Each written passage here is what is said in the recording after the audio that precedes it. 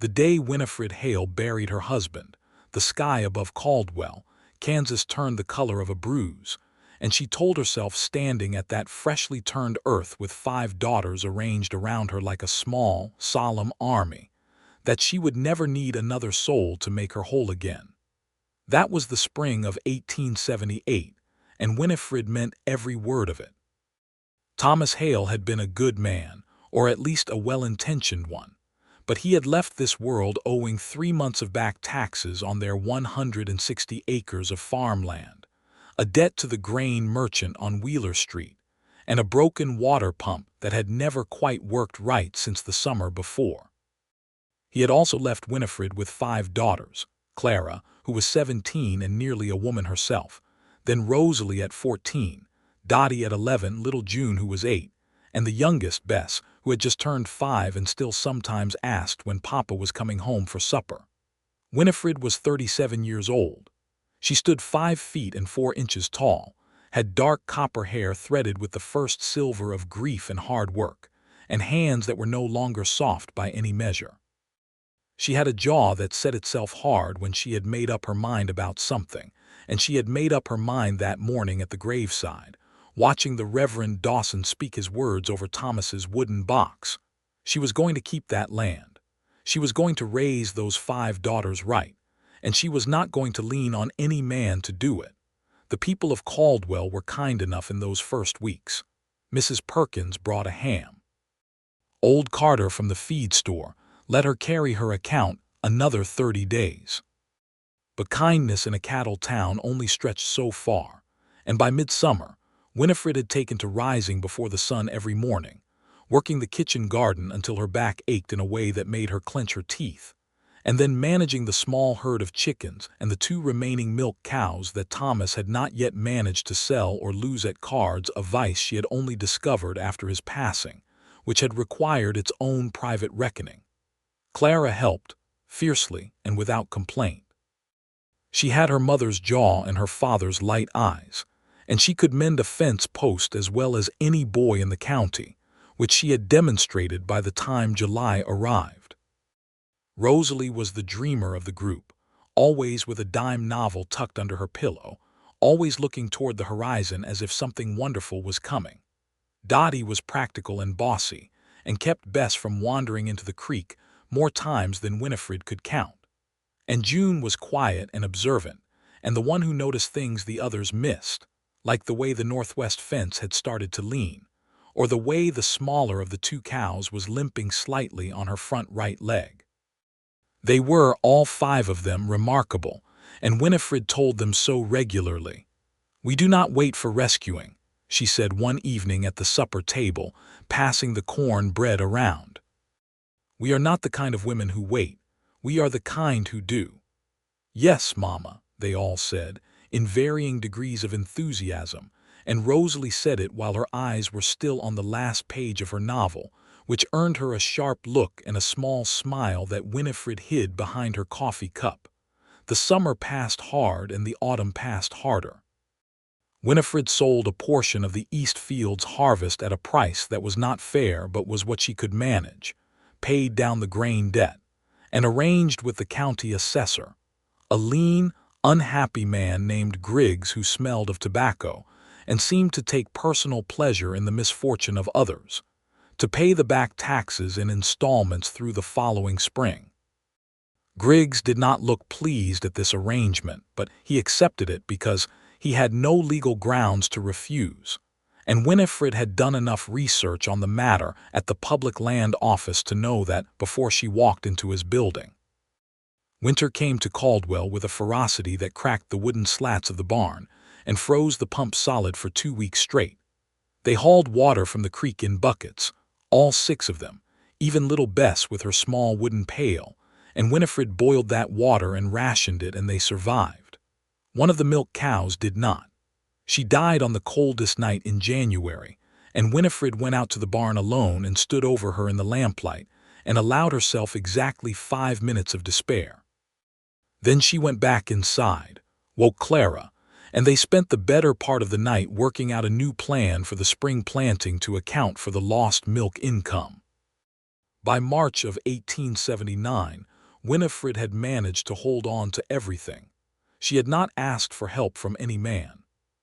She had done the books herself, negotiated herself, hauled and hammered and planted herself, and when a neighboring rancher named Doyle had offered, in the tone of a man doing an enormous favor, to buy her out at half price and let her stay on as a housekeeper of sorts, she had looked at him for a long moment across her porch railing and then said, quite pleasantly, that she thought that was the most foolish offer she had ever heard, and she hoped he had a good ride back to his own property. Doyle had ridden away looking affronted. Clara, who had been listening from inside the screen door, had burst into laughter, which set off Rosalie, which set off all the rest, and even Winifred had laughed in the kitchen until her sides hurt and she had to sit down. She did not need a man. She had proven it. And then Wesley Malone rode into Caldwell in the third week of April, 1879, and everything became considerably more complicated. She did not meet him right away. She did not even notice when he arrived, because she was occupied that afternoon with the northwest fence, which had finally given up the last of its stubbornness and simply fallen over in the night. She and Clara were restringing the wire when Dottie came running across the field with her braids flying and her face alight with the particular expression she wore when she had witnessed something she considered newsworthy. "There is a new man at the boarding house," Dottie announced. "Mrs. Greer says he is a rancher, or was one. She says he has come down from Colorado, and he has the most peculiar horse she has ever seen. It is gray with a dark mane, and she says he is very polite but very quiet." "Mrs. Greer says a great many things," Winifred said, driving a fence-post stake with considerably more force than was strictly necessary. "She also says he is handsome," Dottie offered, in the particular tone of a child testing water temperature before stepping in.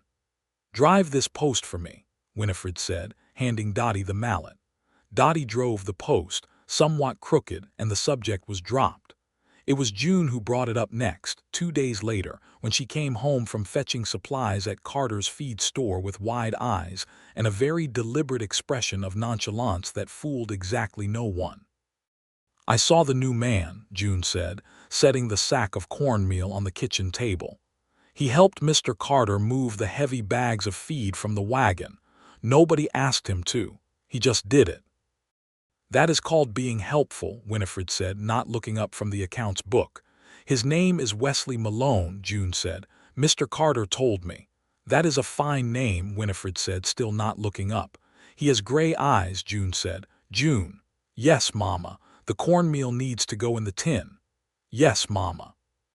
The cornmeal went into the tin, and Winifred told herself she was not curious about Wesley Malone's gray eyes or his name or his gray horse with the dark mane, and she almost believed herself.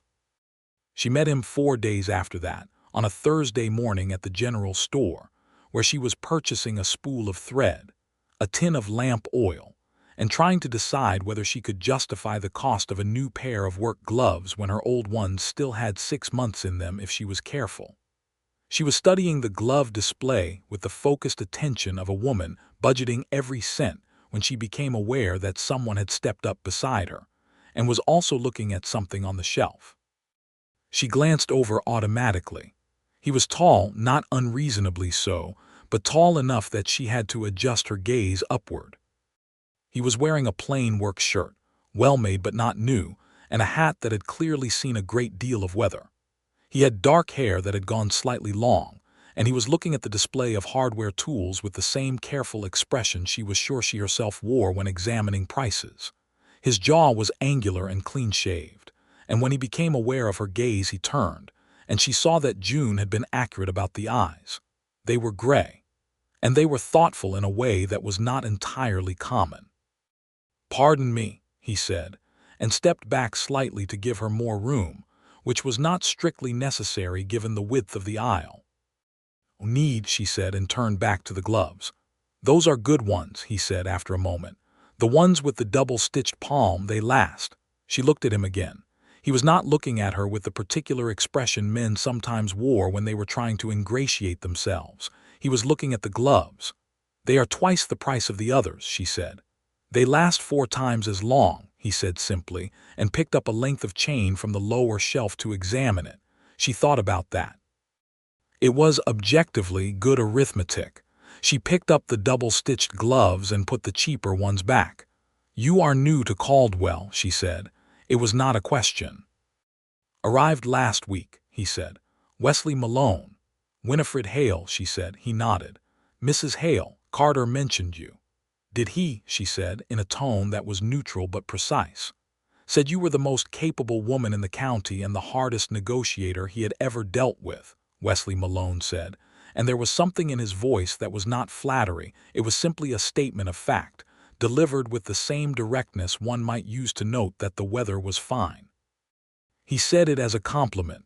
"I know it was," she said. "I take it as one." The ghost of something moved across his face, not quite a smile, but the architecture of one. "I thought you might," he said. She paid for her thread and her lamp oil and her good gloves and left the store. And she told herself very firmly that the small, entirely unwelcome warmth in her chest was nothing more than the April sun on the store window that she had been standing near. Over the following 2 weeks, Winifred crossed paths with Wesley Malone 4 more times, which was not particularly remarkable in a town the size of Caldwell, where the main street was 2 blocks long and everyone purchased their necessities from the same 3 establishments. She noticed, each time, that he was not the kind of man who thrust himself forward. He did not seek her out. He did not perform helpfulness in the way some men did when they wanted something in return. He simply existed in the town, quietly and without drama, working odd jobs at the livery stable and helping old Mr. Carter twice a week with deliveries, and she occasionally saw him in the evening sitting on the boarding house porch with a book in his hands. It was Rosalie who noticed the book. "He is reading," Rosalie said at supper, with the reverence of someone reporting a miracle. "Actually reading. Not a newspaper, a proper book. People read," Winifred said. "Men in Caldwell read the newspaper and the cattle reports," Rosalie said. "Not books." "What book?" Clara asked, with the tone of an older sister who was not going to admit she was interested. "I could not see the spine from where I was," Rosalie said regretfully. "You were looking at his spine from your window," Winifred said. "I was looking out the window," Rosalie said, in a tone of perfect innocence that was entirely unconvincing. Winifred thought, later that evening, lying awake and listening to the spring wind move through the cottonwood trees outside, that she should probably be more actively disinterested. She was very good at being disinterested. She had practiced it for a year and a half. She was an expert at it. The problem was that Wesley Malone was not doing anything she could be actively disinterested about. He was not pressing his company on her. He was not making suggestions about her land or her accounts or the way she ran things. He was simply there, like a piece of weather she had not planned for, and unlike every other man she had encountered since Thomas's death, he seemed to have no agenda where she was concerned. She found this profoundly suspicious. The 5th time she saw him was not on the main street. It was at her property line, on a Tuesday morning in early May, when she was attempting to deal with a section of the creek bank that had eroded badly over the winter and was threatening to undermine the fence posts on the south side of the field. She was knee-deep in mud and frustration, trying to pack stones and earth back into the gap with a shovel that was not quite the right tool for the job, when she heard a horse approaching from the road. She looked up. Wesley Malone pulled his gray horse to a stop at the fence line and looked at what she was doing for a moment without speaking. "The current is pushing at it from the east," he said finally. "I know," she said with some sharpness because she did know. "If you reinforce straight ahead it will push around the sides by summer," he said. "You would need to angle the stone work back on both sides like a V shape to redirect the current." She stood up straight and looked at the bank and then looked at where the water was moving, and she could see that he was precisely right.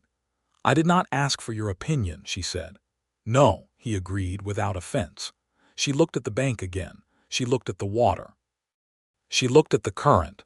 "Do you have somewhere you need to be this morning?" She asked, in a tone that made it absolutely clear she was asking a practical question, not an invitation.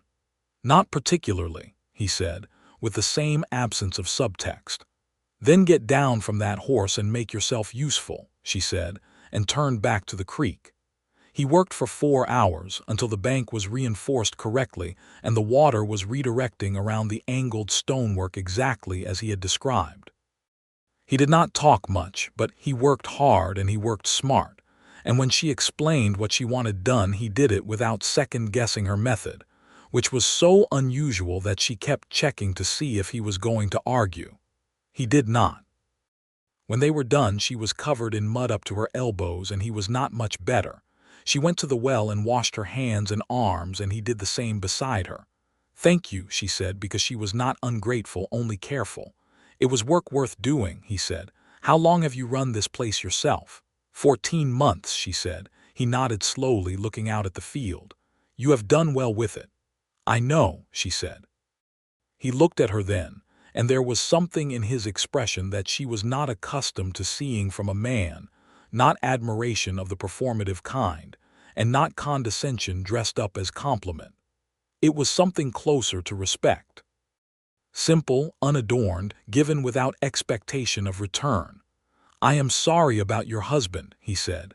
"Thank you," she said, and the words came out without the usual careful armor around them, which startled her slightly.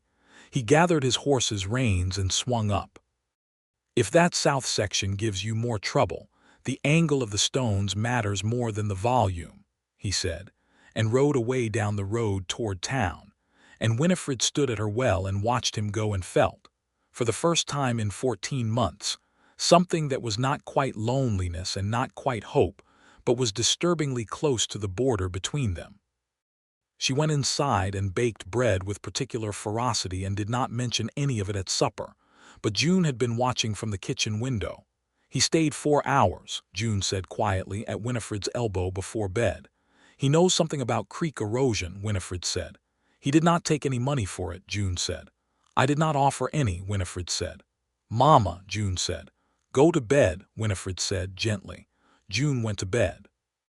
Winifred sat at the kitchen table with her accounts book open in front of her, and did not look at a single number in it for 20 minutes. May moved into itself slowly and beautifully, the Kansas grassland doing what it always did in spring, turning a shade of green so vivid it seemed to vibrate, and the sky above Caldwell going that particular wide and cloudless blue that made the world feel larger than it was. Winifred planted her kitchen garden and her corn and her kitchen herbs, and the girls helped, and the single remaining milk cow, whose name was Margaret, given by Bess, recovered her health and gave good milk through the month. Wesley Malone appeared at the farm again on a Saturday in the second week of May. He came down the road with 2 fence posts balanced across the back of his horse and a coil of wire and knocked at the gate. Winifred came out of the barn with a bucket and looked at him. "I was replacing fence posts on the Granger property yesterday for pay," he said, "and there were 2 left over. They had no use for them. I thought you might." She looked at the posts. They were good posts, solid cedar, the kind that lasted. She looked at him. "What do you want for them?" She asked because she was not naive. "Nothing," he said. "People do not generally haul fence posts across town for nothing," she said. "I was passing this way regardless," he said. "You live at Mrs. Greer's boarding house," she said. "That is in the opposite direction from the Granger property." He held her gaze steadily. "Then I was not passing this way regardless," he said, "and I brought them because I thought you could use them and there was no sense in them sitting unused." She looked at him for another moment. He looked back. He did not seem embarrassed by having been caught in the small deflection. "Dottie," she said, raising her voice toward the barn, "come help Mr. Malone with these posts." Dottie came barreling out of the barn with her usual energy, took one look at Wesley Malone and said, at full volume, "You are the handsome one from town." There was a silence. "Dottie," Winifred said. "That is what Mrs. Greer calls you," Dottie said to Wesley in the tone of someone presenting evidence. "The handsome new one." "Is that so?" Wesley said, and the corners of his mouth did a careful thing. "Dottie, take the posts," Winifred said firmly. Dottie took the posts with the cheerful energy of someone who felt she had contributed something valuable to the morning. Wesley helped install the posts, because they were heavy and the ground was still stiff from a cold spring, and Winifred let him because refusing would have been its own kind of theater. They worked with the same comfortable wordlessness as before, and when the posts were set and the wire was strung, she made coffee because it would have been rude not to, and they sat on the porch steps in the afternoon sun, which was warm but not yet brutal, and drank it. "You said you came down from Colorado," she said. "Southern Colorado," he said. "Outside Pueblo. I had a cattle operation up there for 6 years." "Had," she noted. "A bad winter 2 years ago," he said, without self-pity, just fact. "Lost most of the herd. The bank had more patience than some, but not indefinitely." She nodded. She knew what that sentence contained. She had lived something like its cousin. "And so you came to Kansas," she said. "I came east," he said. "I was looking at land. There are opportunities here with the cattle trade through Caldwell." "There are," she agreed. "Though the town is trying to quiet itself down, the cattle trade has brought its troubles with it." "Most things worth having bring their troubles," he said, and he glanced at her briefly when he said it, and she looked away at the field because the sentence sat in the air a little too comfortably for her liking. She asked because she was direct and always had been, "Are you a man with a plan or a man who is drifting and calling it something else?" He considered this with the seriousness it deserved. "Both at different points," he said. "Right now I am somewhere in between. I have enough money to hold on while I look carefully. I am not looking to do anything foolish." "That is an honest answer," she said. "I try to be honest," he said. "It is less work than the alternative." She looked at him then, full on, studying him with the frank assessment she gave everything that she was trying to understand. He let her look without fidgeting or performing. "What do you do with your evenings?" she asked. "Besides read on the boarding house porch." Something moved across his face, something that was warmth and something that was quiet amusement. "Someone told you about that." "I have 5 daughters," she said. "I know everything that happens in this town." "I read," he said. "I write letters to my sister in Missouri. I think about what the next year might look like. I sleep. I am not a complicated man, Mrs. Hale." "In my experience," she said, "men who say they are not complicated usually are." "In my experience," he said carefully, "women who say they do not need anything usually need someone to sit with for a while without being asked to be anything other than what they already are." She opened her mouth. She closed it. She looked back at the field. "That was forward," she said after a moment. "Yes," he agreed. "I apologize." "I did not say I disliked it," she said, which surprised her and clearly surprised him somewhat, though he managed it better than she did. He finished his coffee, stood, and picked up his hat. "Thank you for the coffee," he said. "Thank you for the posts," she said. He walked to his horse and swung up, and she watched him ride down the road and told herself that the afternoon light was simply making everything look warmer than it was. She was 37 years old. She had 5 daughters and a farm and a debt to keep paying down, and approximately no time for whatever this was. She thought about that sentence he had said on the porch steps for the better part of a week. Clara noticed first. Of course it was Clara, who was 17 and had her mother's eyes for things. "He came back," Clara said on the following Wednesday, with the careful neutrality of someone who had decided to be strategic about their approach. "He replaced the hinge on the barn door," Winifred said. "He noticed it was failing when he was here last week. He brought a new hinge." "From his own pocket," Clara said. "I paid him back," Winifred said, which was true. "He argued about it," Clara said, which was also true. "He lost," Winifred said. "Mama," Clara said, and set down the bowl she was washing and turned to look at her mother with the directness that was the most purely inherited thing about her. "He likes you. He is a decent man being neighborly," Winifred said. "He is a decent man who has been by this farm 3 times in 2 weeks and has fixed 3 things without being asked," Clara said.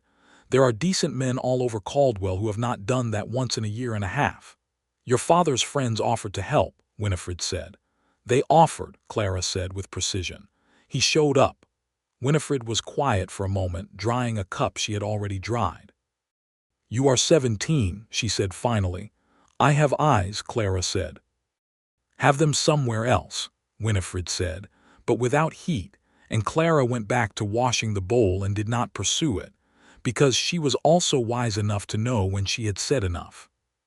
The following Sunday, which was the kind of May Sunday that made even skeptical people feel briefly optimistic about the world, Winifred was walking back from church with her daughters arranged around her in their good dresses, Clara grave and lovely, Rosalie reading while walking, Dottie arguing with June about something, and Bess holding Winifred's hand, when Wesley Malone fell into step beside her on the road. He had been at the service too, which she had noted and not commented on, because it was a public service and he had every right to attend. "Good morning," he said to the group of them, and his manner was so easy and natural that even Clara, who was protective like a border collie, did not bristle. "Good morning," said Bess immediately, because Bess had no reservations about anyone, which was both her greatest charm and her greatest hazard. "Is it true you had a gray horse?" Bess asked. "It is true," Wesley said gravely. "His name is Thomas." There was a brief, weighted silence. "That was my papa's name," Bess said. "I know," Wesley said, and his voice was quiet and careful. "It is a good name." Bess considered this and appeared to find it satisfactory, and then began to tell him about Margaret the cow in considerable detail, and he listened to every word of it with complete attention as they walked down the road together through the bright Kansas morning, and Winifred walked beside him, and thought that a man who could listen to a 5-year-old describe a cow's daily habits with genuine interest was a more dangerous proposition than she had originally calculated. June, walking on Winifred's other side, said absolutely nothing and looked at everything. They walked as far as the fork in the road where the path to the Hale farm went left and the road to the boarding house continued straight, and there was a natural pause, and Wesley tipped his hat to all of them. "Would you all like to come to dinner?" Winifred said. She was as surprised as anyone by this sentence. Clara's eyebrows rose. Rosalie looked up from her book. Dottie stopped arguing with June. Even Bess stopped talking about Margaret. Wesley looked at her with the same level steadiness he seemed to apply to everything. "I would not want to put you to extra work," he said. "I cook every Sunday regardless," she said, in a tone that indicated the invitation was not going to be offered again if he kept hedging, which was not entirely true but was useful. "Then I would be glad to," he said. He rode Thomas back to the boarding house to stable him and return properly on foot, and in the 20 minutes that took, Winifred fielded the following commentary from her daughters. Clara said, thoughtfully, "That was kind of you, Mama." Rosalie said, "He is exactly like someone in a novel." Dottie said, "Is he going to be our new father?" June said nothing, but looked at Winifred with an expression that was entirely too knowing for 11 years old. And Bess said, "Can he come every Sunday?" and returned to telling anyone who would listen about Margaret. He came for dinner, and he helped set the table when Dottie handed him things without asking whether he wanted to. And he talked with the girls with the same naturalness he applied to everything, engaging Rosalie about the book she was reading, which it turned out he had also read, which produced an excited conversation of considerable length, and asking Clara about the farm operations with a genuine interest that was not performative, and listening seriously to June's observations about which field would likely need attention in the heat of August, and letting Bess sit beside him and eat her potatoes with more enthusiasm than technique. Winifred watched all of this from her end of the table and felt something she did not want to name settling in her chest. After dinner, when the girls were clearing the dishes and Bess had fallen asleep in the chair by the window, Wesley helped Winifred carry the last of the things to the kitchen and then stood at the back door, hat in hand, looking out at the evening beginning to spread itself across the field. "You have done something remarkable," he said quietly, so as not to wake Bess. "I have kept a farm running," she said, equally quietly. "You have raised 5 children to be whole people," he said. "That is different and it is harder." She looked at him in the evening light. "I did it because I had to," she said. "Most things we do because we have to," he said. "That does not make them less remarkable." She was standing close to him in the narrow kitchen doorway, close enough to be aware of the warmth of him without it being improper, close enough to notice that his hands resting on the door frame had the same quality as hers, not the hands of someone who had avoided work. "Why did you stay in Caldwell?" she asked. "You have been here 6 weeks. You said you were looking at land. There is land east of here, land north. Why are you still in this town?" He looked at her steadily. "I think you know why," he said. "I would prefer you to say it plainly," she said, because she was Winifred Hale and she did not deal in illusions when plain language was available. "Because you are here," he said. "Because the first time I saw you in that general store you were doing arithmetic in your head about work gloves, and it was the most interesting thing I had seen in 2 years of traveling. Because every time I have been in your company I have been more certain that I would like more of it, and less certain I have earned the right to ask for it." She was quiet for a moment. Outside, the first evening bird song was beginning. "I am not an easy woman," she said. "I have been told so. I have a way of running things that is my own, and I have 5 daughters who come first always, and I have debts not yet paid and a farm that needs constant attention, and I am 37 years old, and I have no interest in being managed or improved or told what I ought to do differently. I would not manage you if you paid me for it," he said, and there was something in his voice that was dry and warm and entirely without condescension. "I am 39 years old and I have failed once spectacularly, and I am not in any position to be improving anyone else's arrangements. He paused. "I just find that when I am here, it feels like somewhere I want to be. That is all I am saying." She studied him for another long moment. "Come back next Sunday," she said. Something crossed his face. For dinner," she said, "and then we will see." He came back the following Sunday, and the Sunday after that. And somewhere between those Sundays, on a Wednesday afternoon in June, when Winifred was trying to repair the kitchen pump, which had been temperamental since the winter, and was now entirely refusing to cooperate, and could not get the internal mechanism to seat correctly, she swallowed enough of her pride to send June into town with a note for Wesley Malone asking if he knew anything about water pumps. He arrived within the hour, rolled up his sleeves and lay on the kitchen floor in the dust and fixed the pump in 40 minutes flat. And when he came up from under the counter, he had a streak of grime on his cheek, and Winifred handed him the cloth without thinking, and their fingers touched in the handoff, and neither of them moved for just a beat too long. "Thank you," she said. "It was the leather seal," he said. "It was dried out. You should keep a spare." "I will remember that," she said. He looked at her. She looked at him. "Winifred," he said, and the use of her given name without the misses before it was something she had not explicitly permitted but found she did not want to correct. "Wesley," she said in response, and it settled something. Through June and into July, the thing between them grew without being formally declared, which suited Winifred in some ways and exasperated her in others. He came to the farm. He helped when there were things to help with and did not hover when there were not. He had Sunday dinner with them so regularly now that Bess assumed it was a permanent arrangement and would become confused and concerned if he had not appeared by noon. He brought books for Rosalie and talked with Clara about the practicalities of the farm in a way that treated her as the young adult she was becoming and not as a child to be placated. He taught Dottie how to tie 3 different kinds of knots, which was something she used immediately and often for the remainder of the summer.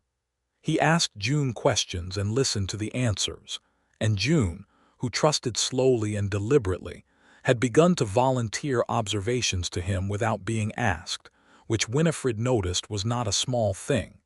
And he and Winifred talked.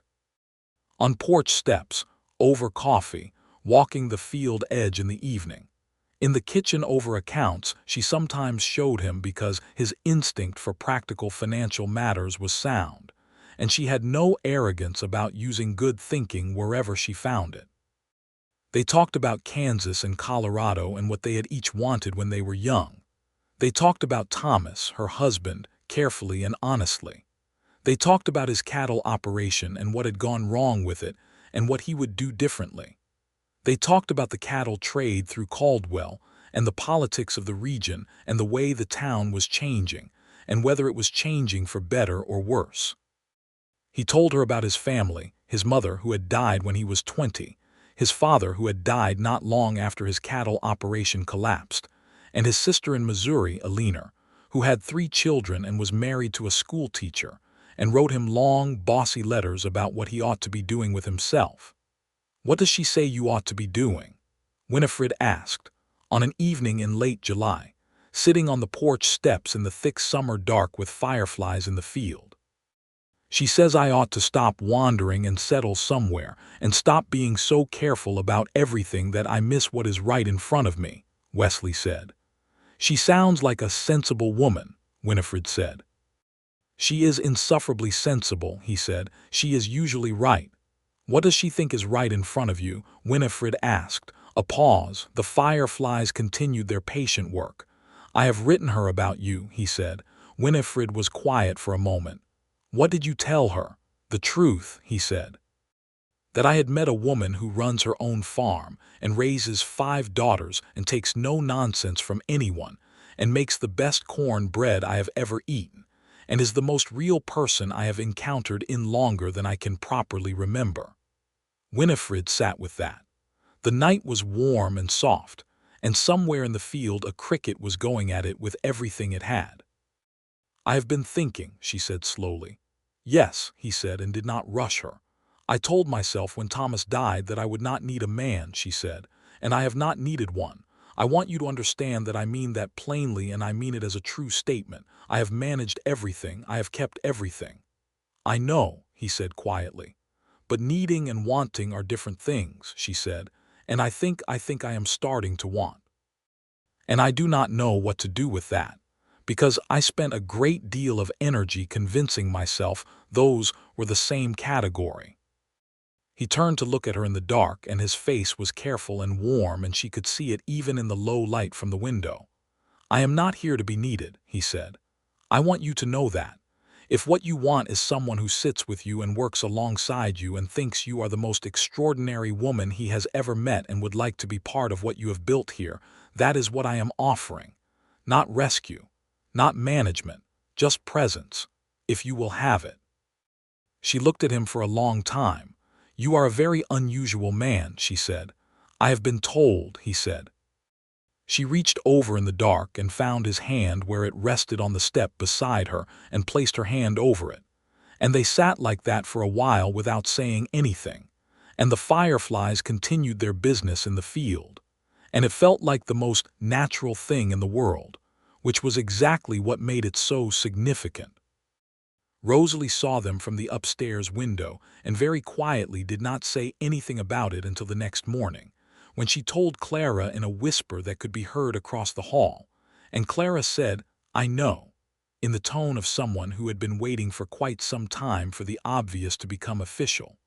August arrived in Caldwell like a furnace and stayed. The heat was the kind that made the air itself seem thick, that bent the horizon into a shimmer and drove the chickens into the shade of the barn, and made the milk cow Margaret produce considerably less than usual. Winifred kept the girls working in the early morning and the evening, and let the brutal midday hours go to mending and baking, and any indoor task she could find. Wesley came every other day now, or thereabouts, and the work he and Winifred did together on the farm had settled into the kind of easy practical rhythm that develops between 2 people who have compatible minds and have stopped pretending they are not invested in each other's company. It was in the second week of August that the trouble came, as trouble in Caldwell often did, with Griggs the tax assessor. Winifred had made every installment payment on time with documentary record. This was not an accident. She had kept a ledger of every payment with dated receipts, because she had known from the first meeting that Griggs was the kind of man who would look for a crack if one appeared.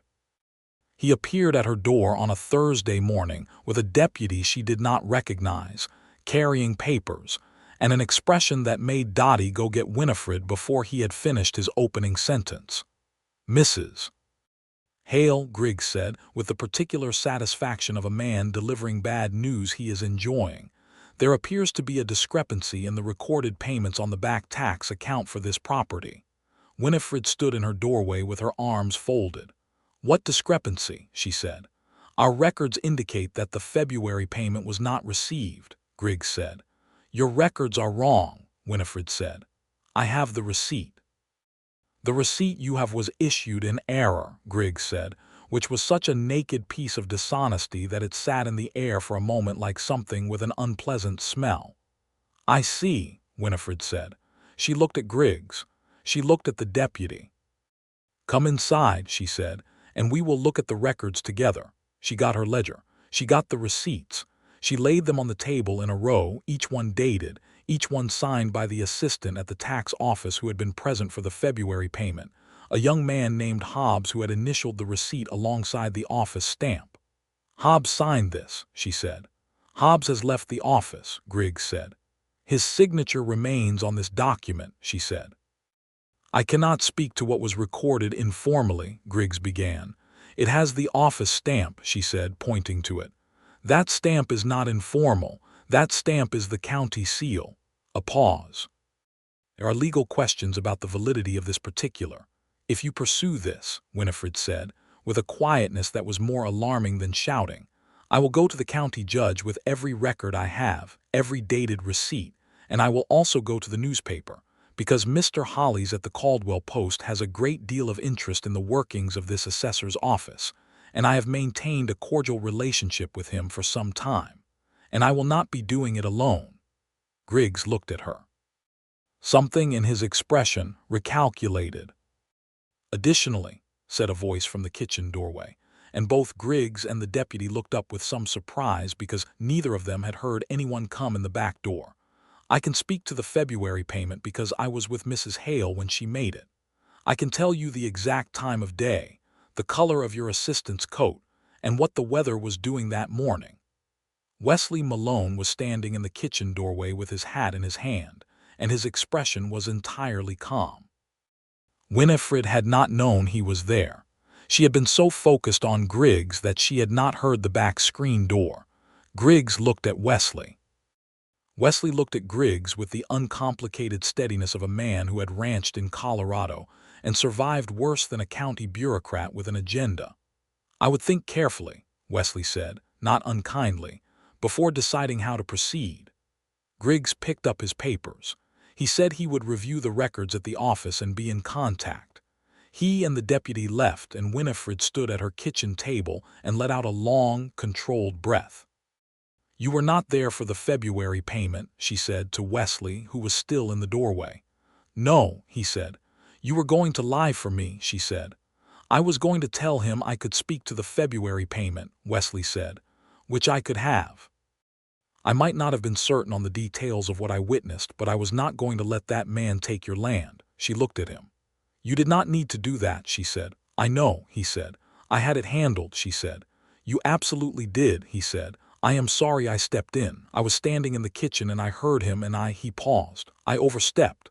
She considered him for a moment. No, she said. You did not. Do not apologize. You had the receipts, he said. You did not need me. I know I did not need you, she said, and crossed the kitchen toward him. But she stopped, started again. It mattered that you were there. They were standing very close now. The kitchen was warm from the morning baking, and outside the window the August sun was hammering at the yard, and Winifred was looking at this man who had stood in her doorway and been willing to lie to protect something that was hers and had not asked for anything in return. Wesley, she said. Winifred, he said. She kissed him. She was the one who moved first, because she was always the one who moved when she had made up her mind about something, and she had made up her mind. It was brief and warm, and she felt the particular softness of finally followed by the particular electricity of beginning, and when she stepped back, he had gone very still. Well, he said after a moment with a careful expression. Well, she agreed. I suppose, he said, that I should ask you something. You should, she said. He put his hat on the table and reached over and took her hand in both of his, which was such a fundamentally gentle thing that she felt it in the center of her chest. "I would like very much to court you properly," he said, "if you will allow it.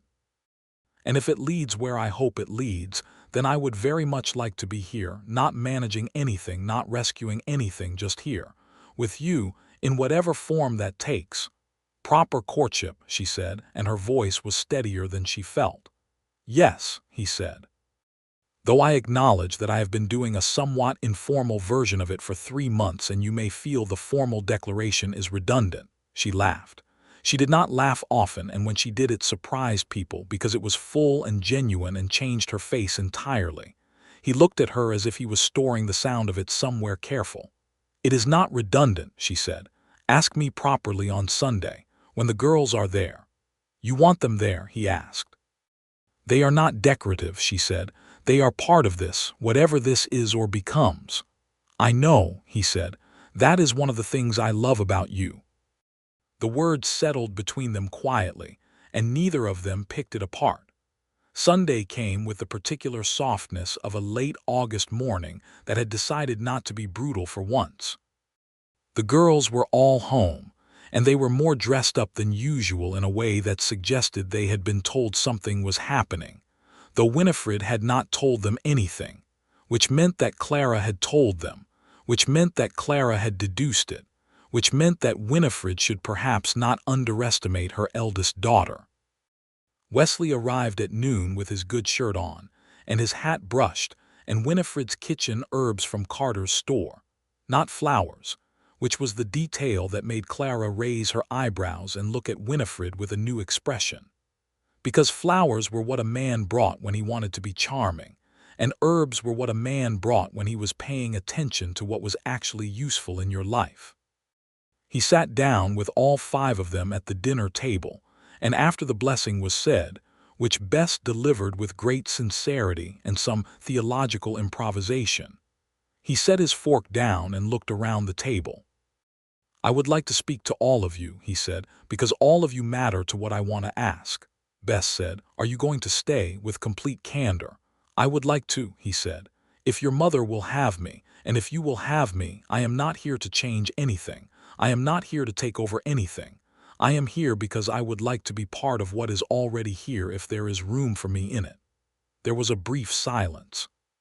"You know about creek erosion," June said, with the air of someone citing a primary qualification. "I do," he said seriously.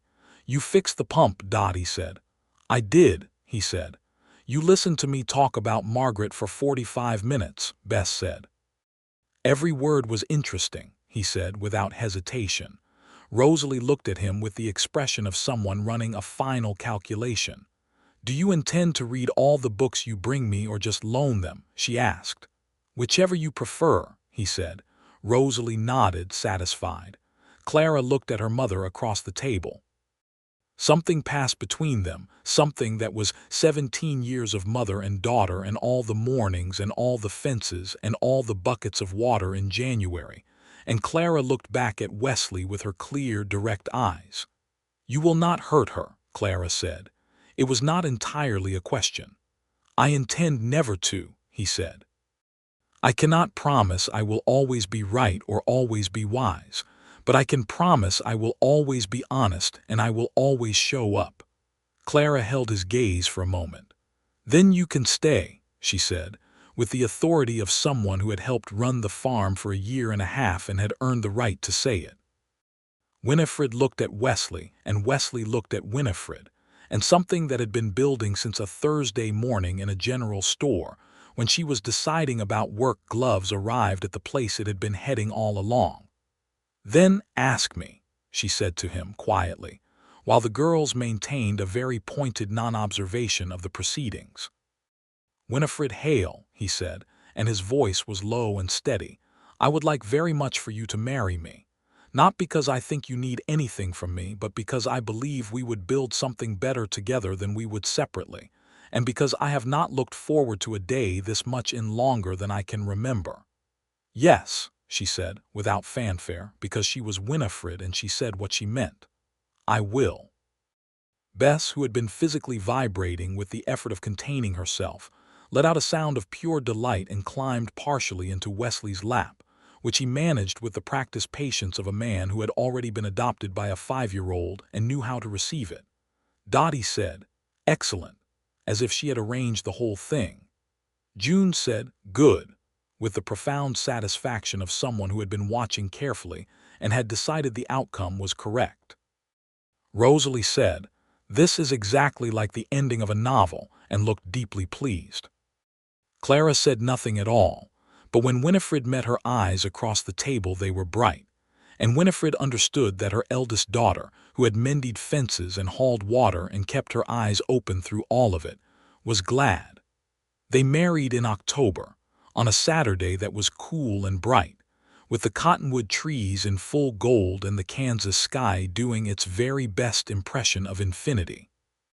It was a small ceremony at the church, with Reverend Dawson officiating and most of Caldwell present, because a wedding in a town of that size was an event regardless of the principal's preferences. Mrs. Greer cried loudly and with great satisfaction. Carter from the feed store brought a jug of something that was not discussed in the Reverend's presence.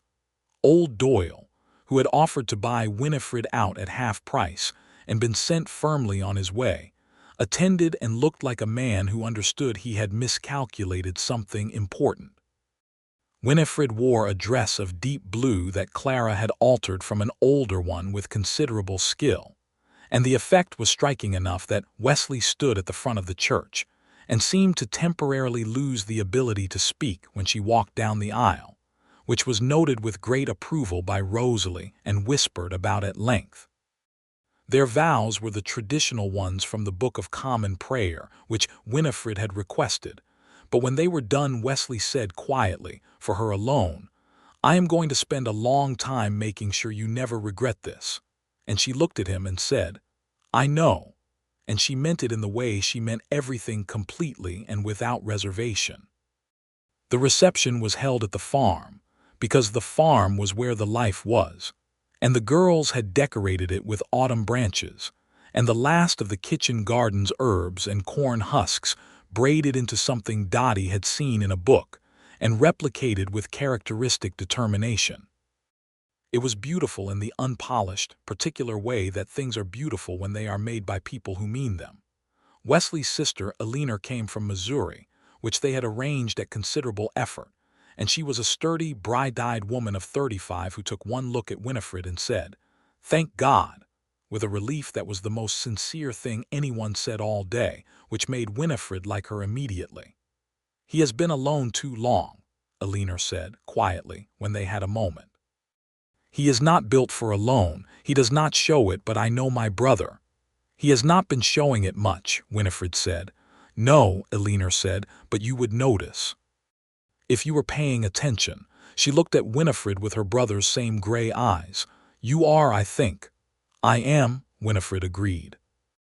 They danced eventually, as the evening came on and the lanterns were lit. Not Winifred's usual kind of evening, all work and accounts and careful management, but something looser and warmer, with fiddle music from two men Carter had brought along, and the girls dancing together and with neighbors and Bess dancing with Wesley when he lifted her and carried her through a turn, and she laughed so hard she got hiccups. He danced with Winifred last when the evening had gone late and most of the guests had begun to drift home and the lanterns were lower, and they moved together on the porch boards with the autumn night spreading itself wide and cold and full of stars around them. "Well," she said, as they had said to each other once in a kitchen.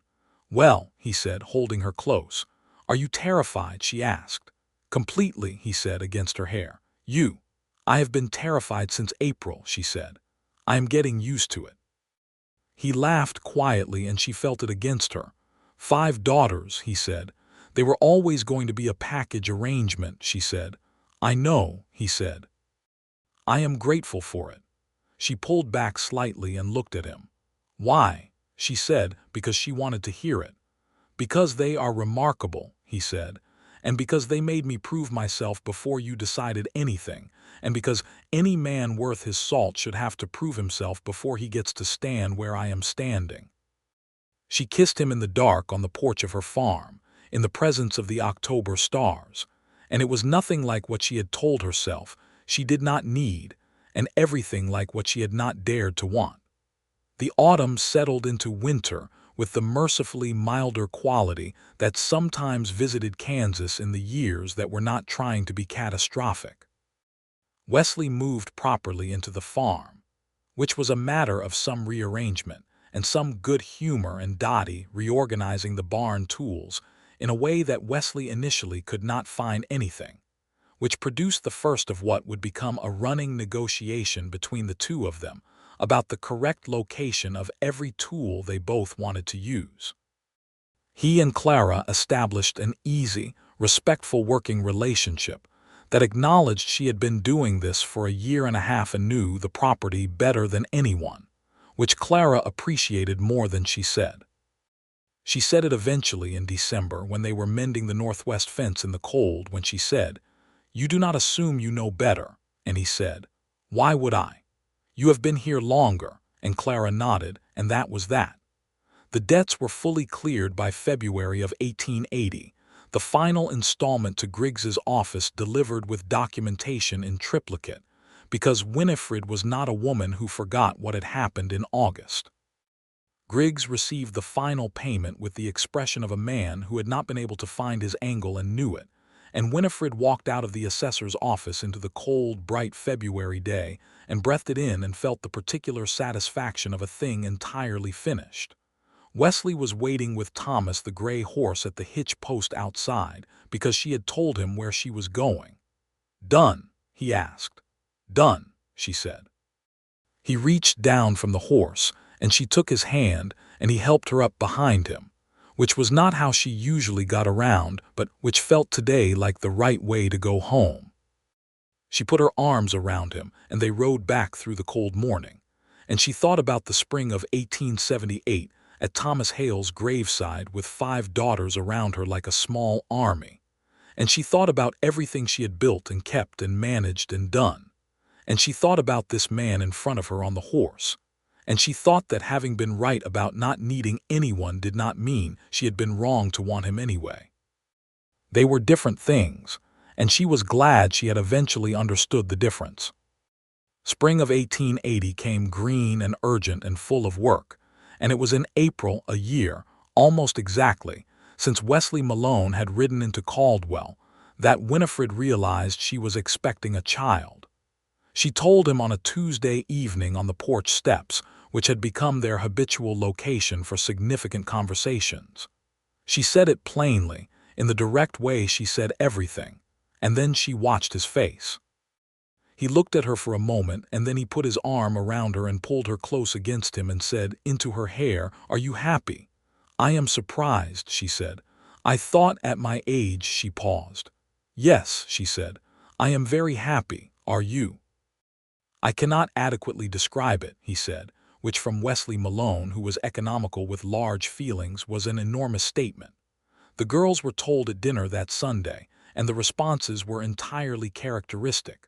Clara cried, briefly and without apology, and composed herself quickly. Rosalie said it was wonderful and began immediately speculating about names with a literary bent.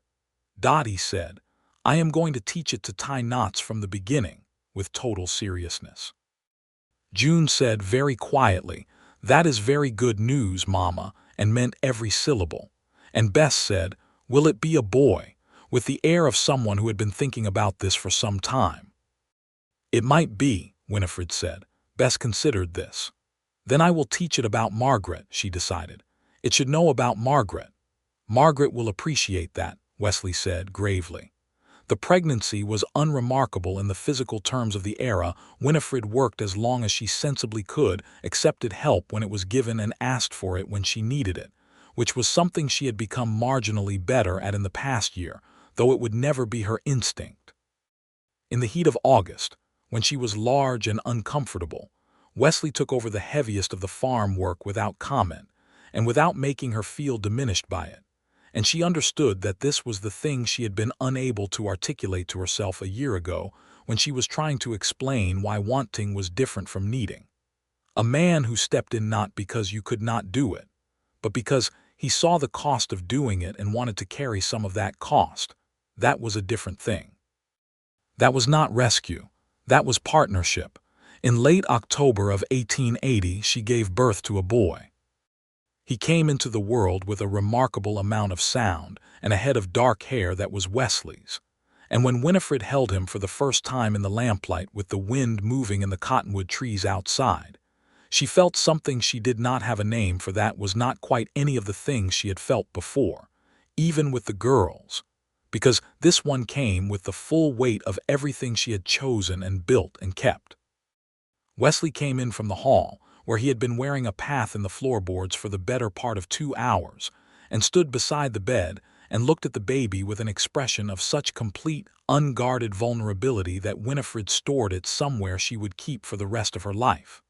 "Hello," Wesley said, very quietly to the baby. The baby looked at him with the unfocused solemnity of the newborn. "He looks serious," Winifred said. "He will fit right in," Wesley said, and she laughed quietly, and it hurt, but she did not care. They named him James Thomas Malone, the Thomas for both grandfathers who were gone, and Bess, upon being introduced, immediately told him at length about Margaret, and James Thomas Malone bore it with the equanimity of the very young who have not yet developed preferences. Clara became, in the way of eldest daughters who have carried responsibility for a long time, the most reliable secondary person in the household, stepping into the gap of Winifred's recovery with the same competent energy she had brought to everything since she was 17 years old. She was 18 now, and she was a complete person in all the ways her mother had raised her to be. And when Winifred watched her manage the morning milking and the kitchen and June and Dottie and Bess all at once, she thought, "There, that is what I set out to do." June turned 12 that winter and began formally helping with the accounts under Winifred's instruction, because her eye for detail and her careful nature made her the natural choice, and also because Winifred believed in giving each girl what fit her.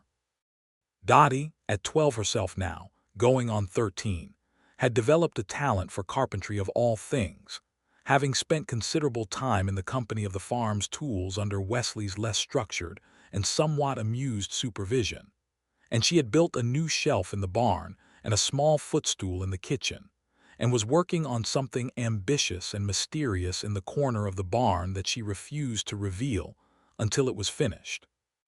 Rosalie was 16 and still reading everything she could get her hands on, and had, that past summer, written 3 chapters of her own story in a notebook she kept under her pillow.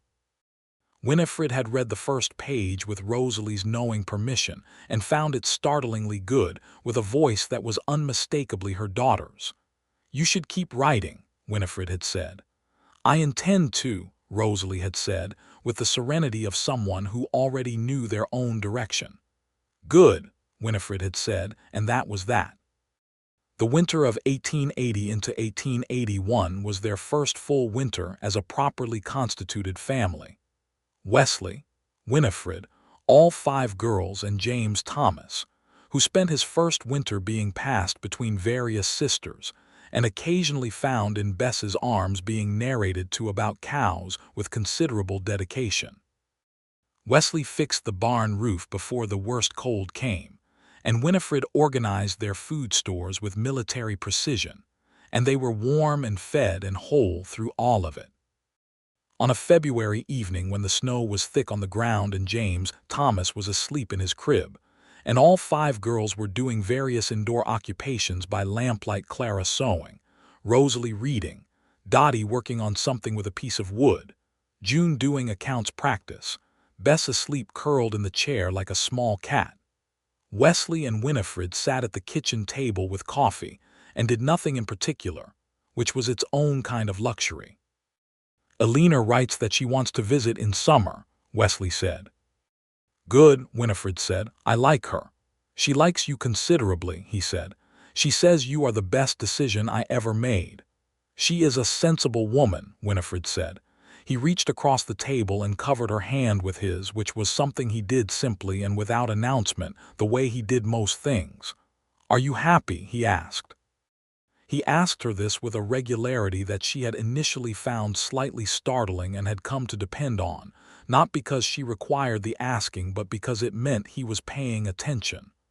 Unreasonably so, she said. Good, he said. Are you? She asked because it went both ways. He looked around the kitchen, at the lamplight, and the snow beyond the window and the 5 daughters in various states of industry, and the sleeping baby in the crib, and the woman at the table whose hands were not soft, and whose jaw set hard when she had made up her mind about something, and who had taught him, in the past year, more about what partnership actually meant than he had known in the previous 39 years of his life. Yes, he said, more than I knew to want. The summer of 1881 was the summer everything grew. The corn came in magnificently, better than any year since Thomas Hale's death, and Winifred negotiated a fair price for it from a merchant she had taken time to cultivate a relationship with over the previous 2 years. Not the desperate sale of that first hard autumn, but a proper transaction between equals. Wesley had brought in 3 horses over the past year, and was developing a small but promising side trade in horsework, which suited his skills and supplemented the farm income in a way that gave them genuine stability. Alina came in July as planned, and she and Winifred sat on the porch every evening that week, while the children ran in the field and Wesley and Alina's husband George, a good-humored, quiet man who turned out to share Wesley's quality of listening before speaking, talked about farming in Kansas and Missouri, and the state of various things. Alina told Winifred things about Wesley's growing-up years that made her understand him better, and Winifred told Alina things about the 18 months alone with the farm that Alina received with the particular attention of a woman who understood hard things. He was different after the cattle operation, Alina said on the last evening quietly. He was not broken, but he was careful, in the way of someone who has stopped expecting things to go right. He is not like that now, Winifred said. No, Alina said, looking at her brother across the yard, where he was holding James Thomas on his hip and pointing out something in the field to Clara. He is not. Good, Winifred said. Thank you, Alina said, and it was the kind of thank you that carried weight. Clara turned 19 that autumn, and a young man from the neighboring Granger farm, the same farm where Wesley had once done fence work and brought them leftover posts, began finding reasons to visit with considerable regularity. His name was Aaron Granger, and he was 21 and earnest and clearly terrified of Winifred, which she felt was appropriate, and also that he was handling well. Clara handled the whole thing with cool precision and a great deal of private laughter shared with Winifred in the kitchen, and by Christmas there was an understanding between them that Winifred watched with the particular bittersweet joy of a parent watching the child who held everything begin to step into her own life. You are not losing her, Wesley said on the night of the announcement when the house was quiet. I know, Winifred said. She will still be Clara, he said. You made sure of that. We, she said, we made sure of that. He looked at her. We, he agreed. The spring of 1882 was bright and warm, and in March Winifred realized with the same surprised wonder as before that she was expecting again. She was 39 years old, and she told Wesley on the porch steps, and he looked at her with the same question he always asked. I am more than happy, she said before he asked it. Good, he said and pulled her close. Good. Clara's wedding was planned for May, before Winifred became too uncomfortable to enjoy it properly, and it was held at the church with a celebration afterward at the farm, and it was the kind of spring wedding that the cottonwood trees seemed to arrange themselves for, all gold green and soft with new light. Aaron Granger was so relieved to have successfully married Clara Hale without being dismissed by her mother that he cried at the altar, which endeared him to everyone present. Wesley walked Clara down the aisle, which had been Clara's own request, and which Winifred watched from her seat with Bess, now 7, climbing on her lap, and James Thomas, a year and a half and extremely mobile, being managed by Dottie with impressive focus. When Wesley placed Clara's hand in Aaron's and stepped back, he looked over at Winifred, and the look between them across the church was the whole story of the past 3 years, compressed into something that needed no words. June delivered a healthy boy in September of 1882, arriving earlier than expected and requiring the practiced calm of Winifred and June together, who managed everything while Wesley rode hard into town for the doctor, who arrived in time to be useful but not before the work was mostly done. The baby was named Robert, and he had Winifred's copper hair and a set of lungs that announced his opinions from the first moment, and Wesley held him in the lamplight that night and said, "2 sons," with a quiet wonder that Winifred heard. "2 for now," she said. He looked at her. "We will see what God decides," she said mildly. "Indeed," he said, and kissed her temple. Dottie finished the mysterious project in the barn that winter and revealed it to be a rocking chair, built with considerable skill and only minor gaps in the joinery, which Wesley declared excellent work, and which Winifred used every evening for the remainder of that winter while nursing Robert. It was the best gift, she told Dottie, in complete sincerity, that she had received in years. Dottie glowed for approximately 2 weeks. Rosalie published her first story, a short piece, 3 pages, in the Caldwell Post in the spring of 1883, having submitted it with a careful letter to Mr. Hollis, the editor, who printed it with a note about the author's age and talent, and the response from the readership was enthusiastic enough that Mr. Hollis asked for another. Rosalie was 17 and had a notebook full of them. June, at 14, had taken over the household accounts entirely and managed them with a precision that made Winifred occasionally check her work and find nothing to correct, which was the highest compliment available. Bess, at 8, was the undisputed expert on Margaret the cow and all her successors, Margaret having passed peacefully the previous winter and been succeeded by a new cow, also named Margaret, because Bess felt continuity was important and had appointed herself the animal authority of the household, a role no one contested. James Thomas, at 2½, was a cheerful, curious, dark-haired boy who followed Wesley around the farm with the devoted attention of a duckling, and who had recently learned to say his own name in full, which he did frequently and with great satisfaction. Robert, at 6 months, was engaged primarily in being present and well-fed, both of which he accomplished admirably. It was a Sunday evening in June of 1883, with the supper dishes cleared, and the younger ones put to bed, and Rosalie writing in her notebook at the kitchen table, and June working her accounts, the kind of evening that settled gently over itself like a quilt, when Winifred sat on the porch steps in the warm dark, and Wesley came out and sat beside her and put his arm around her, and they looked out at the field together. "Do you remember," she said, "the February of 1879, when I hauled water from the creek every morning because the pump was frozen?" "That was before me," he said. "I know," she said. "I remember it because I thought, standing at the creek at 6 in the morning in the cold with a bucket, I thought, this is exactly what I will do every day for the rest of my life, and I will do it alone, and I will be good at it." "And were you?" he asked quietly. "I was," she said. "I was very good at it." She paused.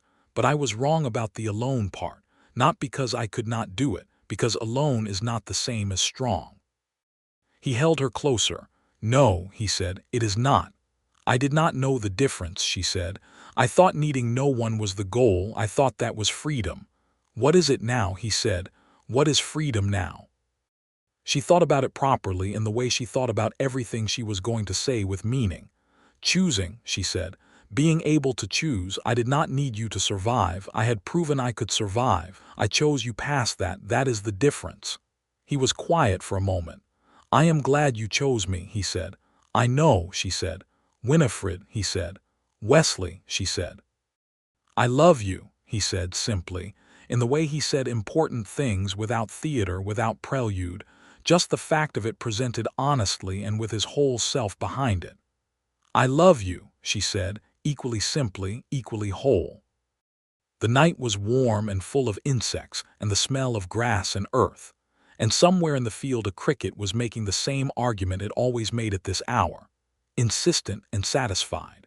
And out in the barn Margaret II was settled, and the horses were quiet, and James, Thomas was asleep in his bed and Robert was asleep in his crib, and Rosalie was writing and June was calculating, and the farm was breathing around them the way a living thing breathes when it is well. There is a particular kind of peace that comes not from the absence of difficulty, but from the presence of enough warmth, enough honesty, enough work done well, enough people who know each other properly.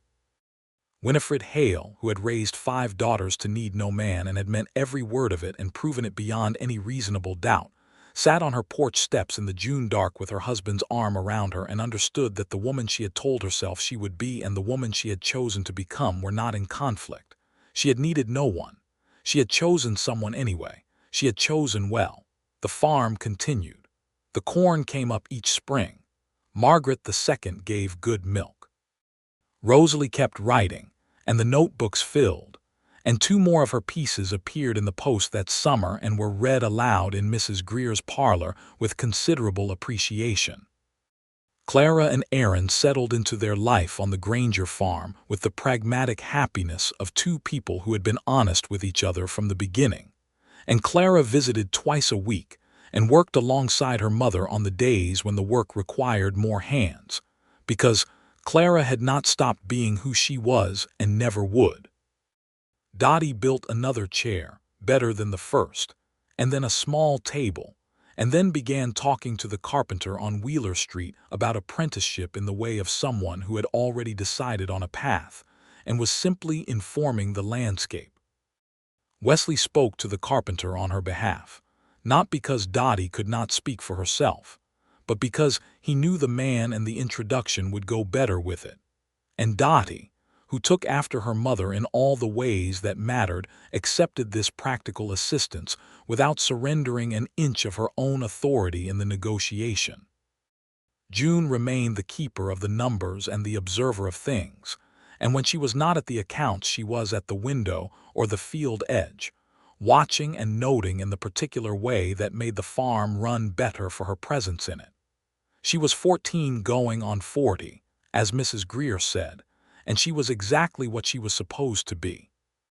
Bess turned 9 and announced that she intended to become a veterinarian, which was not a common ambition for a girl in Caldwell, Kansas in 1883, but which no one in the Malone household attempted to argue with, because they knew better, and because the ambition was entirely consistent with everything Bess had ever cared about.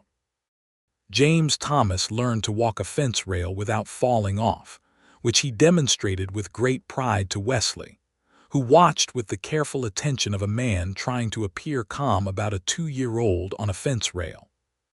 Robert grew into his lungs and his copper hair and his opinions about everything, and Winifred felt the enormous particular love of watching a child who has something of you in him find his own version of it. They were not a perfect family, because no such thing existed. They were an honest family, which was considerably better. They argued sometimes, and misunderstood each other sometimes, and had difficult days and expensive problems, and the occasional neighbor dispute, and the endless grinding practical work of a farm in Kansas in the 1880s. They had grief too. Old Mr. Carter died in the winter of 1882 and left his store to his son, and the change of it was felt. Mrs. Greer lost a daughter to illness that same hard winter, and the town mourned in the quiet way small towns mourn, with food and presents and no very good words, but many of them anyway. But through all of it, the farm held, and the family held, and the thing Winifred had built in the hardest year and a half of her life. The foundation of that particular kind of strength that is not opposed to love, but is simply complete enough to choose it freely held most of all.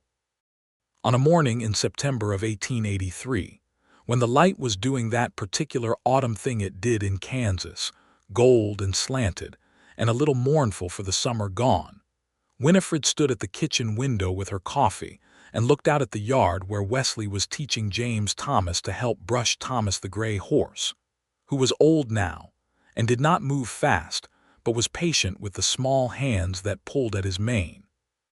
The baby Robert was on a blanket in the sun with Bess beside him, telling him about the horses with the same total commitment she had once given to telling Wesley about Margaret. Rosalie was at the kitchen table behind her, writing with her head bent and her braid over one shoulder, scribbling in that way she had that meant the story was coming faster than the pen could catch it. Dottie was in the barn. June was doing accounts at the small desk Winifred had installed in the corner of the kitchen for her, which had been June's birthday gift 2 years ago, and which she used every single day. Clara would be over in the afternoon, because it was apple harvest time and there were apples to put up, and she always came for the apple days. The morning was entirely ordinary, which meant it was entirely everything.